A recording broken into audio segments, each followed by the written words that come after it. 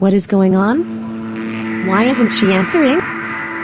Miss Winters, do you take this man, Daniel Carter, to be your lawfully wedded husband? I knew something like this would happen. I had a feeling. No way. I thought she knew what she was doing. I thought she wanted this. Oh Lord, help her.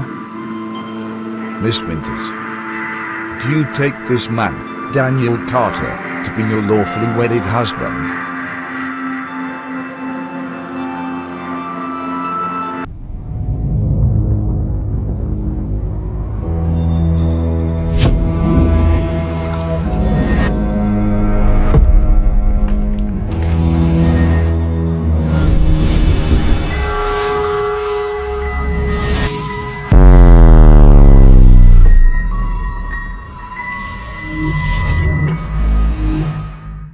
Hey besties. Before we jump into today's video, I noticed that a lot of you who enjoy my content aren't actually subscribed yet. If you find value in what I share, please take a moment to hit that like button and subscribe to the channel. It really helps me out and ensures you won't miss any of my future videos. Thank you so much for your support. And for all who have subscribed, thank you. God bless you. That last session? I was just nodding to look engaged. I lost track after the first 20 minutes. Maybe if you stopped whispering side comments, you would have followed. Please.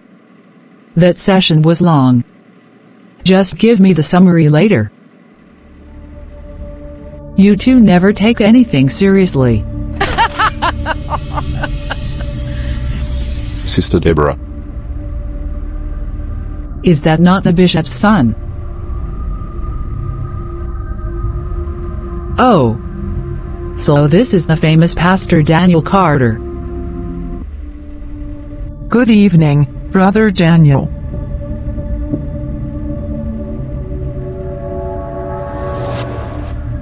You don't call me Brother Daniel. I'm Pastor Daniel Carter, son of Bishop Carter, founder of the Kingdom Life Ministry International. My apologies, Pastor Daniel. A word. Of course.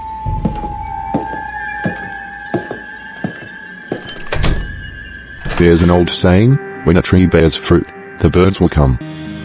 Some to eat, some to nest, and others just to admire.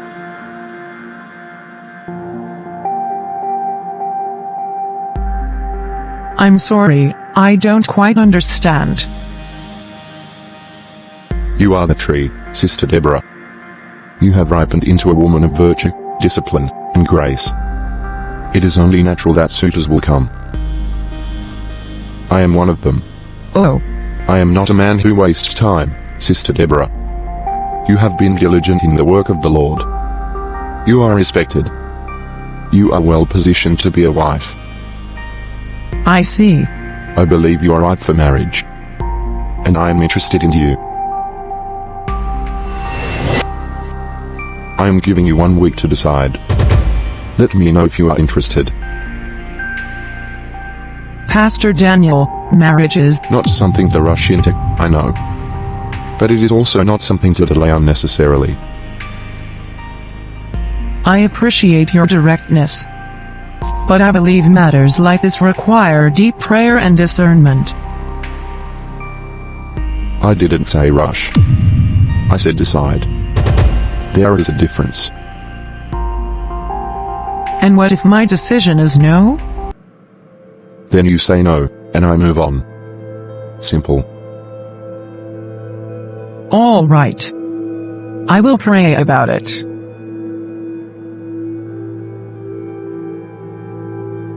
Good. I will expect your answer in 7 days.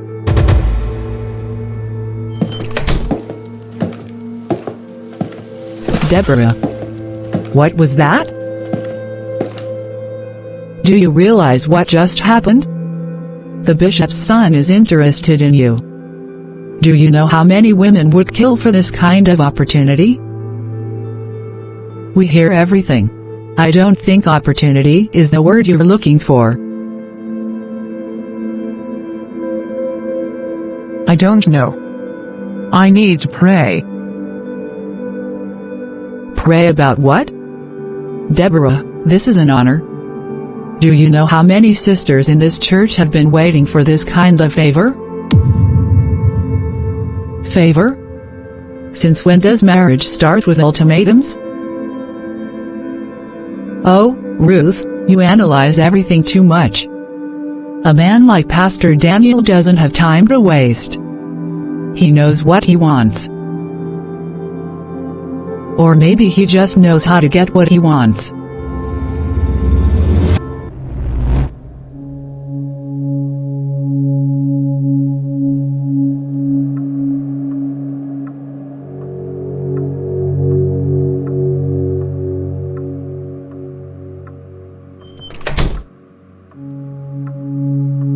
Deborah, what are you doing?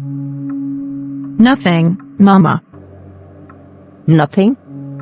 You've been sitting here like somebody that lost something. Oya, get up. Come and help me in the kitchen.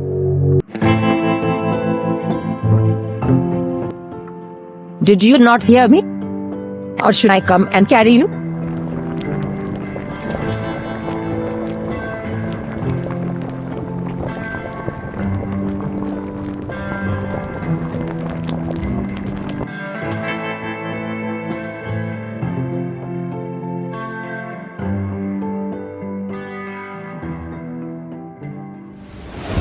Thank you, darling. You look strong now.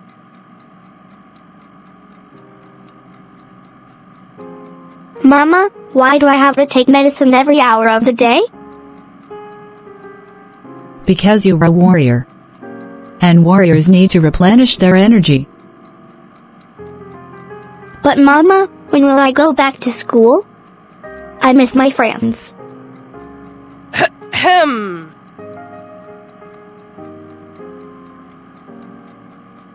It's okay, darling. You need to rest now. But Mommy promises you'll be back at school soon. Am I sick, Mommy? Yes, but that's why you have to be strong. Mommy needs you, and you need me. Will I die? No, honey. Don't say that. Your sickness isn't deadly. But I can't breathe like others do. I can't. Nothing is wrong. Once you take your medicine, everything will be fine, honey. Let's go to bed. I can go alone, Mom. I need to be strong for you. Okay. I'll clean up the kitchen.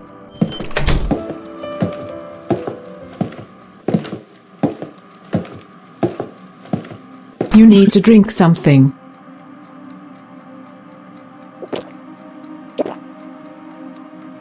The hospital called again, didn't they? No, they didn't. But I got their emails.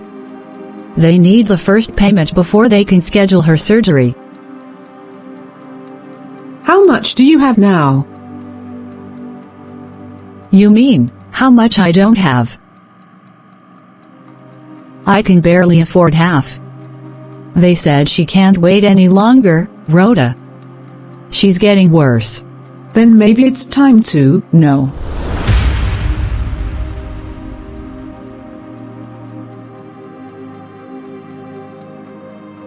I am not calling him. Betty. I know you don't want to, but. I say no.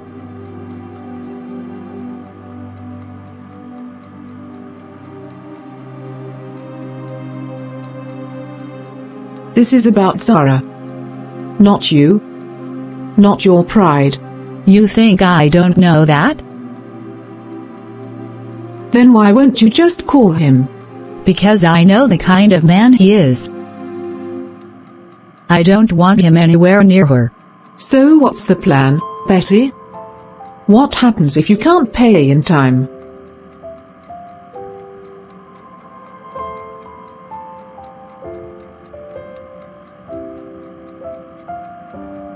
Maybe you don't have to tell him everything.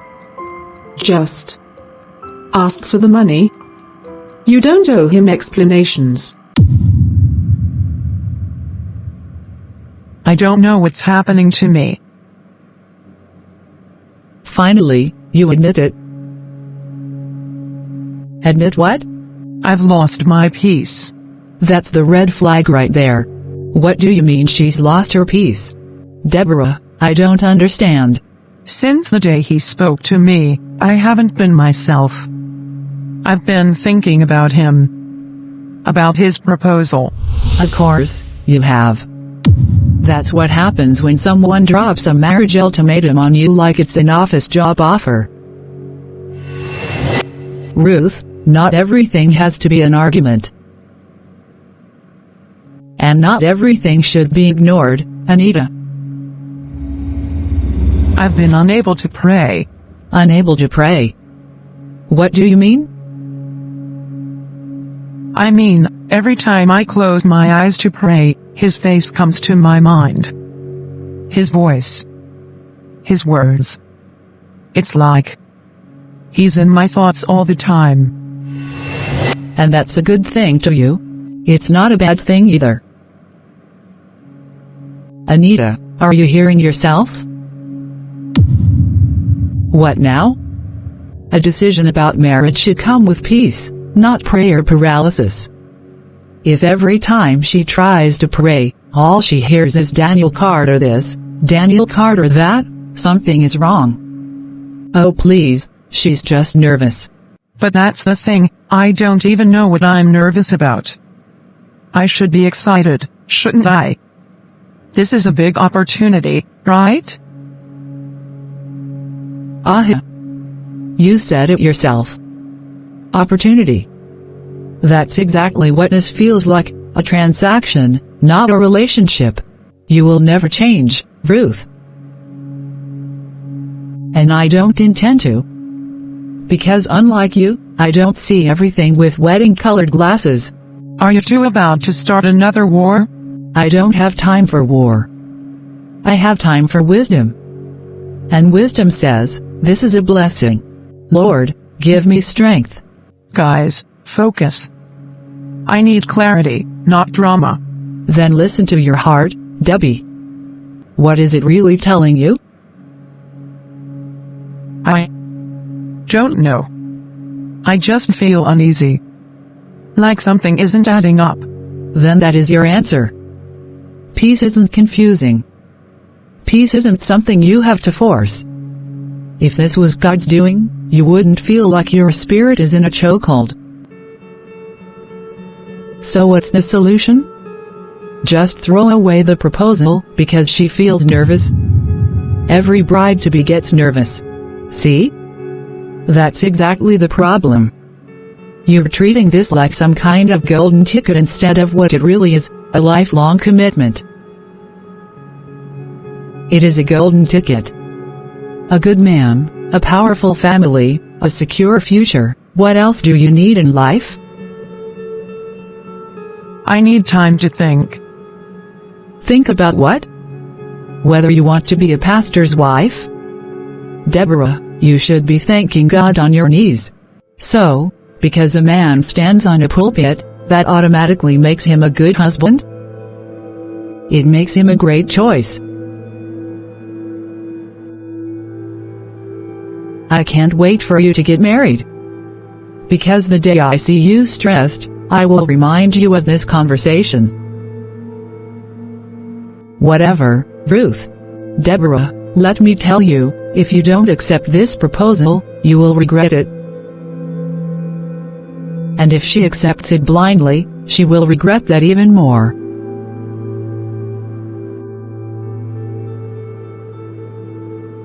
Debbie, imagine it. You, walking down the aisle in that big, beautiful wedding dress. Me, standing by your side as your bridesmaid, because obviously, I will be your maid of honor. The church filled with people celebrating your love. And then the reception? Ha! The jollof rice that day will touch lives. Get out. I'm serious. I'm just waiting for the wedding invitation. You had better say yes, or I'll personally drag you down the aisle.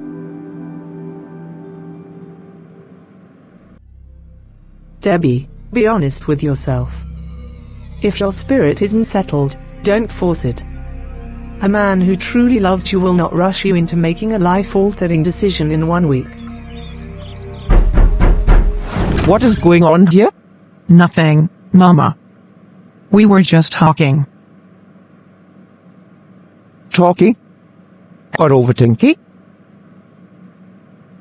Ah, Mom Esther, good afternoon. Don't mind us, we were just keeping Deborah company. Whom? Keeping her company or filling her head with unnecessary ideas?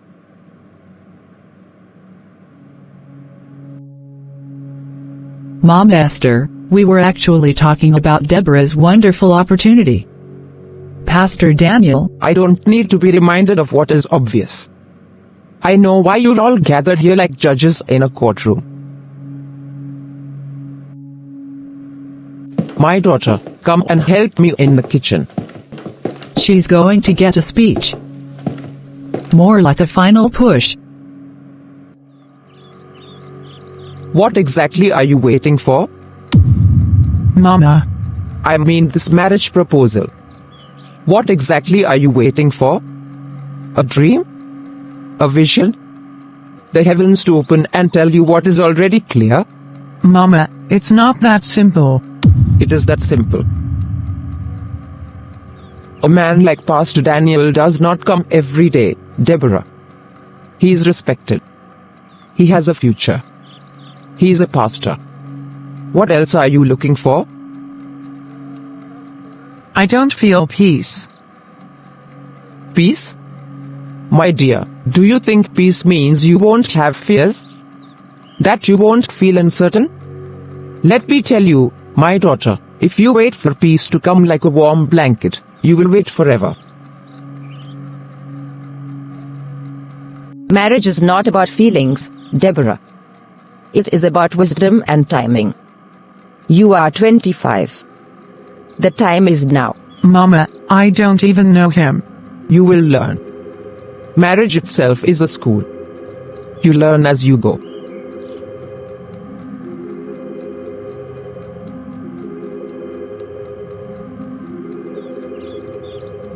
Listen to me, my daughter. I love you, and I only want what's best for you.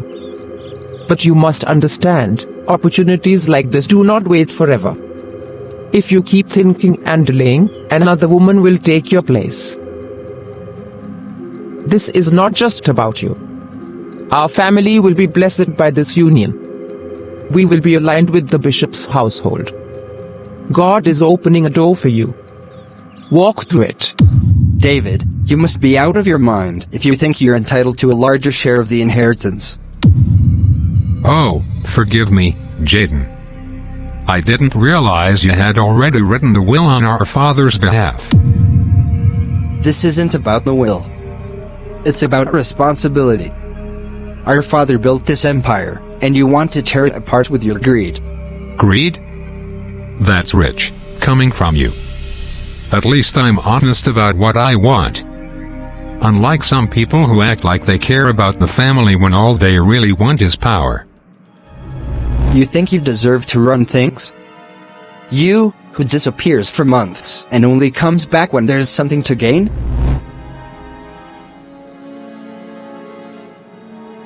And you think Father would hand everything over to you? Please.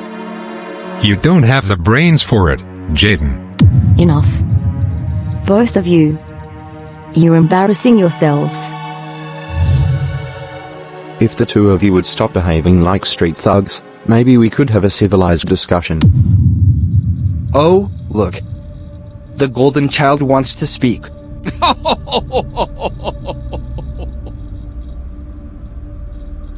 Go ahead, Pastor Daniel. Bless us with your wisdom. This is not the time for division. Our father is still alive, and instead of focusing on his health, you're fighting over what you think you deserve. Look at him, acting like he is above all this. Daniel, we all know why you're so calm. You don't need to fight because everyone already treats you like the perfect heir. Exactly. Everything has always been handed to you. We've had to fight for our place in this family while you sit there pretending to be holy and untouchable. That is enough. Your father is still alive, and yet you act as if he's already in the grave. This behavior is disgraceful. I have had enough of this power struggle. There will be no more discussions about inheritance until your father recovers. And while you waste time fighting, your brother Daniel is preparing for his wedding. That is what this family should be focusing on, building alliances, securing legacies, not tearing each other apart like animals.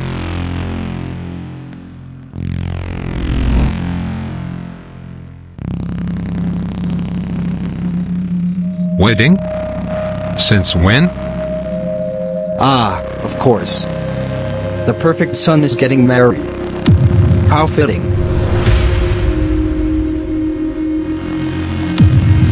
You will all put your differences aside and prepare for your brother's wedding. Do I make myself clear? This discussion is over.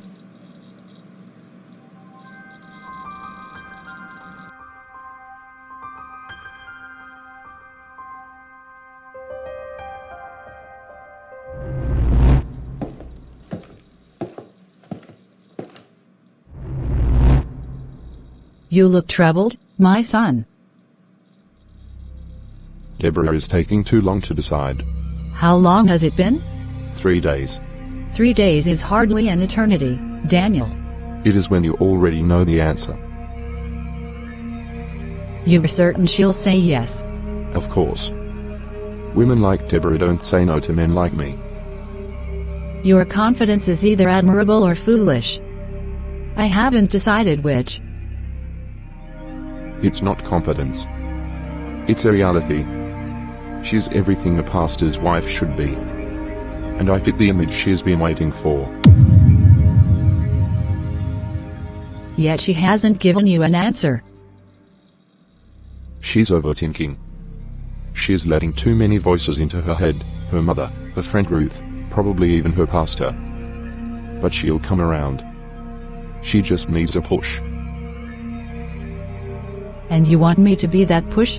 It wouldn't hurt. Listen to me, Daniel. Women like Deborah, women who believe in obedience and duty, don't need force. They need direction. If she is hesitating, it's because she thinks she still has a choice. Take away the illusion of choice, and she will align herself accordingly. So what do you suggest? Leave that to me. Oh, and Daniel? If she still hesitates after my involvement, perhaps it's time to remind her.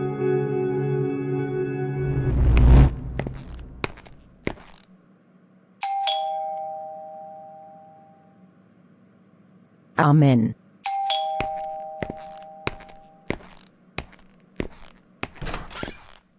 Ah, First Lady, it is truly an honor to have you in my home.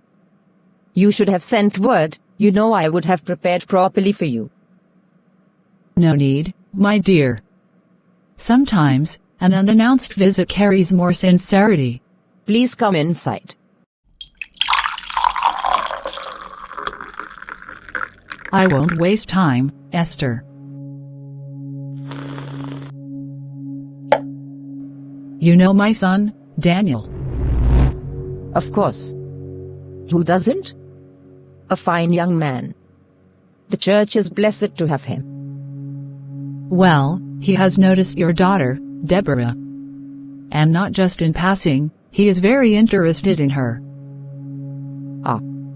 This is good news. I did not expect this.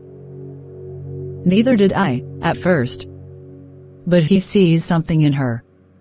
Her dedication, Her obedience, the way she carries herself. She is the kind of woman who can stand beside a man of God. You know, First Lady, as a mother, I have always prayed that my daughter would marry into a good home. And for her to be noticed by someone like Pastor Daniel. It is truly an honor. It is not just an honor, it is destiny. I must say, Deborah has not mentioned anything to me yet. She is a well-trained girl. She will not rush into things, and that is good. But I must ask, why is she delaying? Delaying? Daniel has already spoken to her. He has made his interest clear. But she has not given him an answer yet. My son is not a man who waits indefinitely. You know how young women can be. Maybe she is praying about it. Prayer is good, but too much delay can become disobedience. I will talk to her. That is all I ask. A good mother always guides her daughter in the right direction. And trust me, Esther, this is the right direction. I see you're still here. I was beginning to think you vanished. Madam Kemi. Good afternoon. Where is my money? Hi. I just need a little more time. Time. That's all you ever ask for. Betty, I am not a charity organization. I gave you 2 extra months already. Please, I promise, I'll have it soon.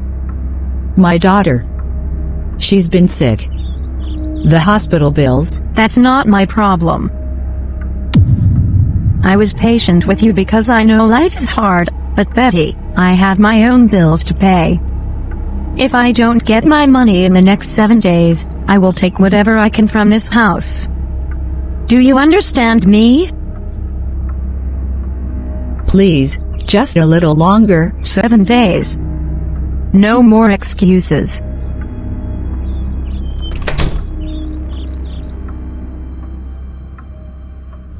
Mommy, are we okay? Of course, baby. Everything will be fine.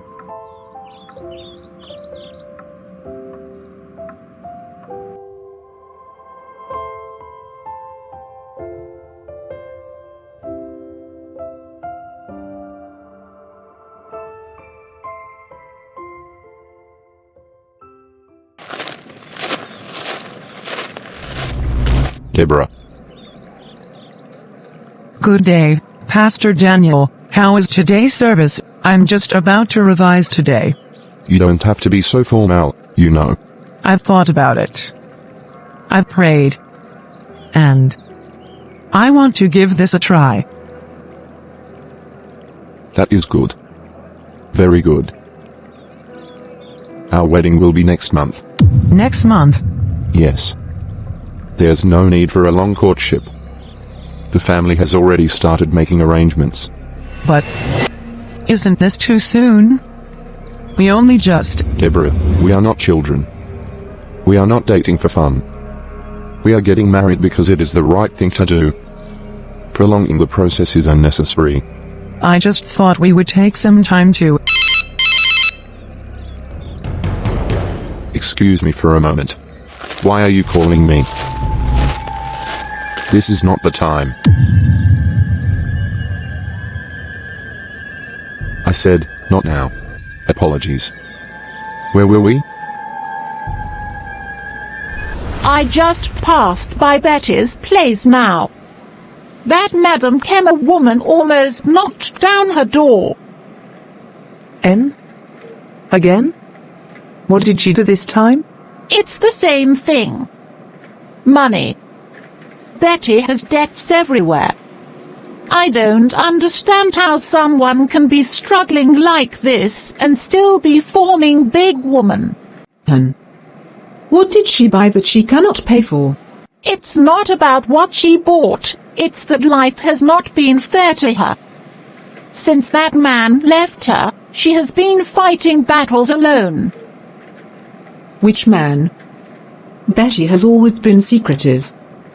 Nobody even knows who the father of that girl is. I heard that the father is a big man. But you know how these rich men are. Once you carry Belle, they act like they don't know you. True talk. But you didn't hear this from me. Betty is desperate now. Someone told me she's considering going back to that man for help. You mean she wants to go and beg the same man that abandoned her? Tafiaqua. What choice does she have? Madame Kemi has given her 7 days to pay. If not, will Harla go burst? Look at her.